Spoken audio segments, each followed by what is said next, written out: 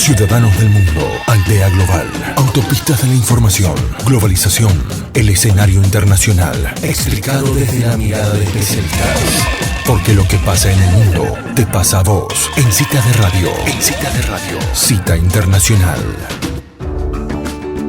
Bueno, y llegando al final del programa, nuestra cita internacional con el doctor Alberto Barlocci, en este momento ya en línea. Hola Alberto, ¿cómo estás?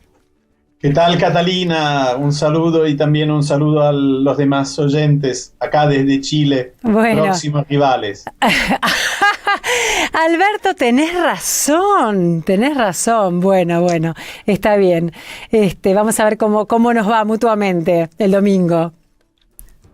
Mira, yo viví tanto tiempo en la Argentina y ahora vivo en Chile, por lo cual cualquiera sea el resultado estaré contento. Está muy bien, estás en una buena posición vos, me alegro mucho. Bueno, Alberto, vamos a nuestra columna del día de hoy. Y vamos a conversar sobre lo que está sucediendo en Colombia. ¿Querés, por favor, explicarnos un poco la importancia de este anuncio y también contarnos un poco desde cuándo viene arrastrando este conflicto el país de Colombia? Bueno, en realidad lo que está sucediendo en La Habana, pero por supuesto tiene muchísimo que ver con Colombia, por lo tanto también está sucediendo en Colombia. Y es que se llegó por lo menos al fin del conflicto armado, en el sentido de que hoy, en este momento, están las partes firmando el acuerdo que pone fin al enfrentamiento armado, acalla definitivamente las armas y se sigue la negociación del acuerdo definitivo de paz entre el gobierno de Colombia y la guerrilla de las FARC, hasta que se ponga la firma definitiva al acuerdo de paz. Habrá que seguir negociando, pero lo importante es que hoy el conflicto termina. Uh-huh.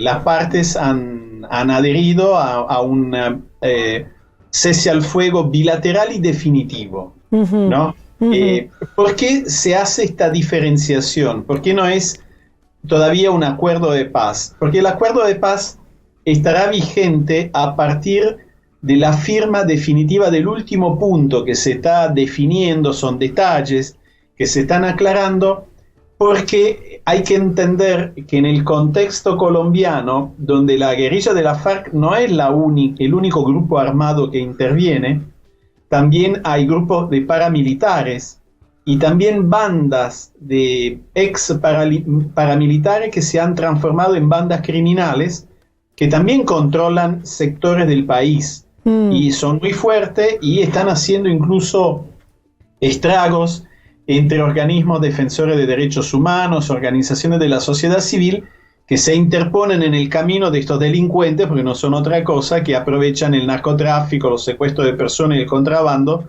para enriquecerse. Uh-huh. Y además hay otra guerrilla todavía, el Ejército de Liberación Nacional, que todavía no ha llegado a un acuerdo definitivo, ¿no? Uh-huh. En este contexto, la FARC pretenden tener la seguridad de que no le va a pasar nada a sus guerrilleros una vez que entreguen las armas y se concentren en determinados sectores del país que han sido establecidos junto con el gobierno colombiano.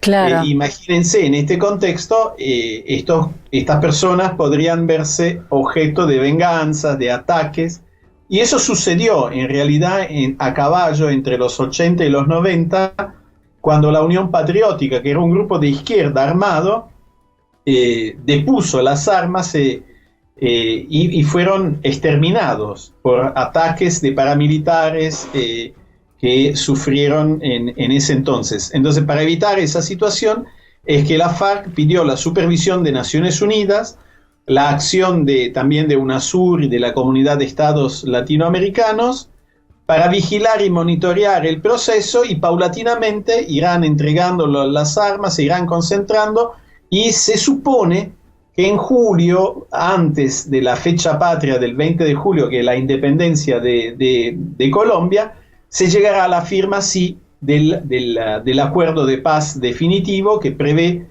la desmovilización de la guerrilla de la FARC, el ingreso a la sociedad civil como organización política, y también los otros puntos que se han negociado, que es la reparación a los damnificados por la guerra, a una reconstrucción histórica que haga verdad acerca de lo que pasó en estas décadas, y también en la aplicación de una justicia transicional, porque también ha habido crímenes de guerra que habrá que juzgar y habrá que ver de qué manera, digamos, no empantanarse en otras décadas de conflictos judiciales y de procesos que podría, en lugar de reconstruir el tejido social, dañarlo ulteriormente, porque se necesita dar también una vuelta de página, castigar a los que han cometido delitos, pero encontrar también una forma alternativa que no sea el proceso tradicional, ¿no? Uh-huh.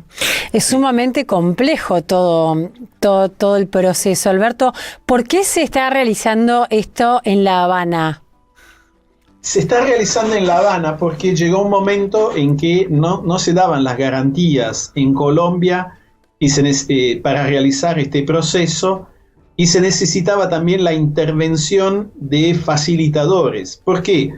Porque tengamos presente que el conflicto armado en Colombia dura desde hace más de 50 años. Sí. O sea, estamos frente al más longevo conflicto armado de América Latina y uno de los más largos del mundo también. Es superado por muy pocos otros conflictos, el de Pakistán con la India por el territorio de Cachemira, la situación de Tierra Santa, que nunca ha sido clarificada, y son muy pocos otros los conflictos tan largos, ¿no? Entonces intervinieron ahí gobiernos que mantenían una cierta sintonía con una de las dos partes y que podían garantizar el proceso. Concretamente, Cuba, además de ser sede de la negociación, fue garante del proceso junto con Noruega. Noruega también es un país que tiene experiencia en esto. Tan importante ha sido el rol de Cuba, que fue clave para que en la normalización que ha tenido de las relaciones con Estados Unidos, ha pesado mucho el hecho de que Cuba había sido promotor y garante del proceso de paz. Para normalizar la relación con los Estados Unidos, Cuba tenía que ser borrado de la lista de países que fomentaban el terrorismo. Claro. Y bueno, esta experiencia ha sido importante. Uh-huh. Y también ha habido otros dos países facilitadores del proceso que han mantenido observadores, que han sido Venezuela por un lado y Chile por otro. Uh-huh. Así que muchas veces el hecho de salir del territorio nacional también facilita las cosas, no hay una prensa que está presionando todo el tiempo, las partes se pueden reunir con mucha más facilidad. A veces es necesario también reuniones reservadas. Yo no descartaría para nada que en algún momento el presidente colombiano Santos haya tomado un avión y haya volado a Cuba en secreto para resolver o destrabar algunas cuestiones. Eso es algo normal. Tanto es así que hubo 2 años de contactos reservados entre la FARC y el gobierno, donde empezaron evidentemente a hablar de una posibilidad de poner fin al conflicto, y 4 años de negociaciones oficiales en La Habana. Así que eso indica que normalmente es un trabajo no completamente fácil, también porque acá no hubo dos países que uno invadió al otro, hubo un territorio en discordia y hubo un conflicto armado. Acá nos encontramos con un conflicto interno suscitado por ciudadanos colombianos que se levantaron en arma hace más de 50 años contra el gobierno. Uh-huh. Y ahí encontramos las raíces de este conflicto, que comenzó cuando grupo de izquierda, en la época de los años 60, cuando la idea de la lucha armada estaba vigente en toda América Latina, ¿no? Sí. Estaba vigente en Cuba, estaba vigente en Colombia y en los demás países, y fue uno de los motivos por los cuales se instalaron dictaduras militares. Bueno, también en Colombia se instaló la posibilidad de un cambio revolucionario y armado de la forma de gobierno, que partía también de una situación de profunda injusticia social que se mantiene en Colombia. De hecho, Colombia es uno de los países con el más alto nivel de desigualdad en América Latina en este momento. Incluso, ¿sí? Qué bárbaro. Cuando se analiza desde el punto de vista de la tenencia de la tierra, hay una concentración tal que prácticamente estamos a niveles de desigualdad, deben ser los más elevados del planeta desde ese punto de vista. Ustedes saben que la desigualdad, entre muchas maneras de medirla, hay un llamado coeficiente Gini, que es un índice que va de 0 a 1 y que indica, analizando diferentes factores, el nivel de desigualdad de un país, donde 0 es el nivel de igualdad perfecta y 1 es el nivel máximo de desigualdad. Y como les decía, en la región, Argentina, por ejemplo, está en torno al 0.44, 0.45, Uruguay en el 0.42, o sea, estamos por debajo del 0.5, que más o menos indica una desigualdad elevada. Colombia está casi en el 0.60, pero llega al 0.87 cuando analizamos el factor de la tenencia de la tierra, o sea, un nivel de desigualdad muy, muy, muy profundo. Así que este conflicto es importante porque, de alguna manera, la finalización de este conflicto permite también afrontar el tema de la distribución de la tierra. Es uno de los puntos que la FARC han logrado instalar dentro de la agenda y de los puntos sobre los cuales después seguramente se intervendrá, porque se tendrá que reconstruir también situaciones donde la gente ha sido despojada de su medio de sustento, del cultivo de la tierra, ¿no? Alberto, ¿y la opinión pública colombiana lo lee también así de esta manera? ¿O cómo lee la opinión pública este avance entre el gobierno y la FARC? Sí, lamentablemente con el pasar de los años, la guerrilla de la FARC se ha transformado de paladinos de la justicia social en narcotraficantes que necesitaban financiar su organización de alguna manera, y la droga ha sido uno de los medios utilizados. Así que la frontera entre el grupo criminal y el grupo político han ido difuminándose en Colombia.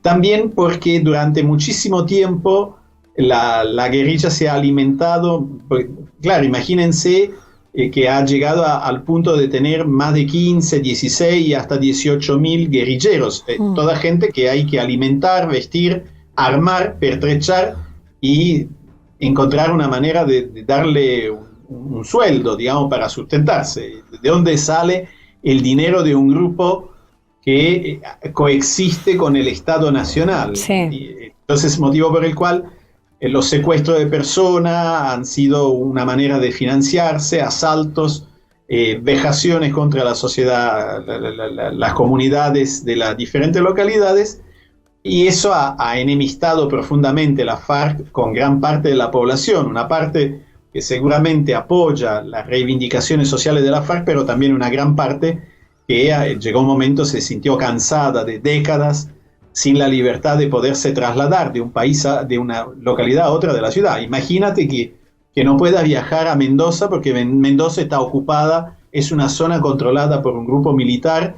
y lo mismo pasa con Rosario. Claro. Entonces uno encuentra fuertemente cercenadas las libertades individuales de poderse trasladar, y sin contar las víctimas. Estamos hablando de 220.000 muertos, 45.000 desaparecidos y 6 millones de desplazados, de los cuales muchos fuera del país. Sí, los números son...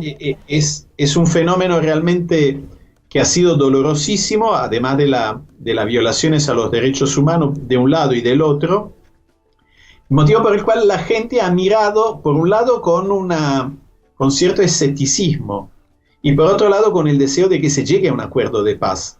Entonces, si uno realiza un estudio de los sondeos de este último año y medio, 2, se oscila permanentemente entre el optimismo de los buenos anuncios y el escepticismo cuando los anuncios no se dieron o cuando parecía que había un retroceso, ¿no? Porque también, mientras tanto, ha habido choques militares, ha habido bombardeos, ha habido situaciones en las que las partes estuvieron a punto de echar por la borda el trabajo de negociación que habían realizado. Así que en este momento en Colombia quizás se van revirtiendo los sondeos y en este momento es posible que se esté formando una gran mayoría de gente satisfecha con la idea de que se llegue a un acuerdo de paz. Claro. Quizás menos satisfecha con las consecuencias del acuerdo. El hecho de, por ejemplo, que por ahí podrán aparecer algunos guerrilleros en el Parlamento, porque la guerrilla se transforma en una organización política, que algunos guerrilleros, después de una condena leve, por crímenes de guerra, puedan volver en libertad. Eso posiblemente creará mucho descontento, pero creo que ha sido valiente y valiosa la apuesta del presidente Santos de entender de que el primer bien es la paz, es que no haya más guerra. Luego, nunca un acuerdo de paz será perfecto, siempre supondrá que se pierde y se gana algo, y puesto en el plato de la balanza hay que considerar cuánto lo que se gana es superior a lo que aparentemente se está perdiendo. Si pienso en una familia que tuvo familiares así asesinados por crímenes de guerra, nunca habrá una justicia suficiente para compensar lo que perdieron. Pero acá lo que tiene que primar es el sentido de bien público, de bien común, de la paz, y por lo tanto, más allá de lo que haya sido lo que a cada uno le haya afectado concretamente en la vida, y que no es reemplazable, no se puede reparar, pero lamentablemente la historia tiene que avanzar y esto no lo puede hacer si de alguna manera no cierra el capítulo, aunque sea renunciando a una justicia al 100%. Muy interesante, Alberto, la verdad, porque a veces uno lo mira desde lejos y termina sin muchas veces comprender y poder remontarse desde dónde viene este conflicto. Muy interesante, ya se nos va el programa, pero también esto quizás es como la punta de lanza a futuros acuerdos de paz con las otras organizaciones. ¿Vos creés que este puede ser el primer paso para establecer la paz con los otros grupos guerrilleros o paramilitares? Bueno, mientras tanto es un antecedente importante. El presidente Santos ha comenzado contacto también con el Ejército de Liberación Nacional, dentro del cual hay una buena mitad, por lo menos, o más de la mitad, que propende por llegar a un acuerdo. Es una fuerza muy debilitada y que también tiene que tener en cuenta que en este momento el Estado, al no estar más en conflicto con la FARC, podrá utilizar más recursos para impedir una expansión del Ejército de Liberación Nacional y por lo tanto también llevar a cabo una lucha más eficaz contra la insurgencia. Y lo mismo vale por las bandas criminales a las que hice referencia antes. O sea que para los que apuestan a la guerra es una muy mala noticia, porque dice que habrá una mayor también opinión pública que tajantemente querrá que se llegue también a la paz. Ahora, esto seguramente ayudarán las presiones internacionales y seguramente ayudaría a que la región estuviera profundamente consustanciada con este proceso, que esté consustanciada la Iglesia colombiana. También, que no siempre se ha mostrado a la altura de esta circunstancia, vale decirlo, dolorosamente, pero no han sido muchos los obispos colombianos que se han jugado por el proceso de paz, y esto no habla muy bien de la visión política en este momento de la Iglesia o de parte del episcopado colombiano.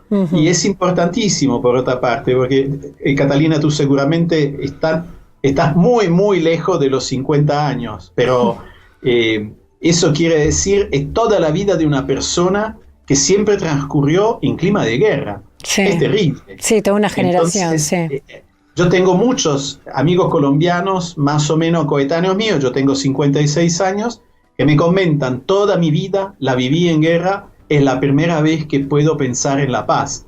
Entonces, es un momento, por lo tanto, histórico. Colombia tiene que cerrar un capítulo y tiene que abrir el capítulo de otra guerra, que es la guerra contra la injusticia, porque digamos que hay que reemplazar el fin de la violencia con el comienzo de una mayor justicia social. Bueno, Alberto, muy interesante, muy impactante también todo lo que nos has contado. Te agradecemos nuevamente todo lo que nos brindás en tus columnas internacionales. La verdad es que salimos siempre enriquecidos y conociendo mucho más de nuestra región, con matices que ni siquiera hemos tenido en cuenta. Así que siempre salimos muy enriquecidos de esta conversación.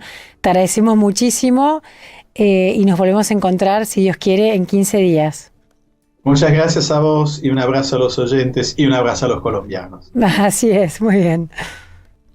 Bueno, ahí escuchabas al doctor Alberto Barlocci en su columna de la Cita Internacional, comentándonos y explicándonos todas las aristas que trae este proceso de paz que se está firmando, llevando adelante en este momento en La Habana entre el gobierno de Colombia y las FARC.